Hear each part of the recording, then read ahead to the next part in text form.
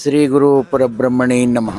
ಪ್ರಣವ ಸ್ವರೂಪ ಅಂದಿನ ಯುಗದಲ್ಲಿ ನಡೆದಿರತಕ್ಕಂಥದ್ದು ಹಿಂದಿನ ಯುಗದಲ್ಲಿ ಕೂಡ ದೈವ ಶಕ್ತಿಯನ್ನು ನಂಬಿದವರಿಗೆ ವಂಚನೆ ಇಲ್ಲ. ದಯವೇ ಧರ್ಮದ ಮೂಲವಯ್ಯ ಅಂತಕ್ಕಂಥ ಮಾತನ್ನು ಹೇಳ್ತಾರೆ. ಆ ದೈವ ಶಕ್ತಿಯನ್ನು ನಂಬಿದವರಿಗೆ ಯಾವುದೇ ರೀತಿ ತೊಂದರೆ ಇಲ್ಲ.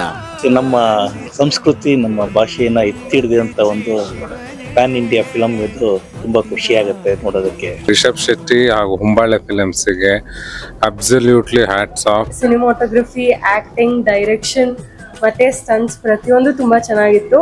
ನೋಡಿದ್ರೆ ನೋಡ್ಲೇಬೇಕು ಅನ್ಸುತ್ತೆ. ತುಂಬಾ ಚೆನ್ನಾಗಿದೆ. ರಿಷಬ್ ಅವ್ರ ಆಕ್ಟಿಂಗ್ ತುಂಬಾ ಚೆನ್ನಾಗಿದೆ. My hands and all, my full body is trembling like anything. Seeing the scenes, seeing the direction, seeing the acting. ತುಂಬಾ ಚೆನ್ನಾಗಿ ಬಂದಿದೆ. ತುಂಬಾ ಚೆನ್ನಾಗಿದೆ ಮೂವಿ.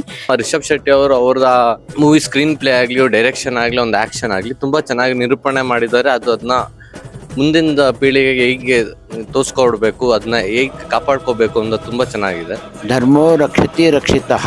ರಿಷಬ್ ಶೆಟ್ಟಿ ಅಂತಕ್ಕಂಥವ್ರು ಅವರು ತಮ್ಮದೇ ಆಗಿರ್ತಕ್ಕಂಥ ಮನವರಿಕೆಯನ್ನ ನಂಬಿ ಬಹಳ ಉತ್ತಮವಾಗಿರ್ತಕ್ಕಂಥ ಈ ಒಂದು ಶಕ್ತಿಯನ್ನು ತೋರಿಸತಕ್ಕಂಥದ್ದನ್ನ ಮುಂದಿನ ಪೀಳಿಗೆಗೆ, ಸೈನಿಕರಿಗೆ, ರೈತರಿಗೂ, ರಾಜಕೀಯ ಮುಖ್ಯಸ್ಥಿಗಳಿಗೂ ಕೂಡ ಇದು ಮಾರ್ಗಸೂಚನೆ ಆಗಿರ್ತಕ್ಕಂಥದ್ದು.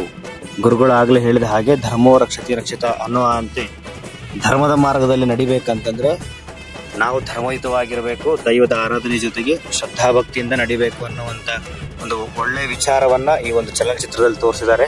ಅದನ್ನ ಮಕ್ಕಳಿಗೂ ತೋರಿಸ್ರಿ, ಹಿರಿಯರಿಗೂ ತೋರಿಸ್ರಿ. ಹಿರಿಯರು ನೋಡಿದವರು ಮಕ್ಕಳಿಗೆ ಮಾರ್ಗದರ್ಶನ ಆಗ್ತದೆ.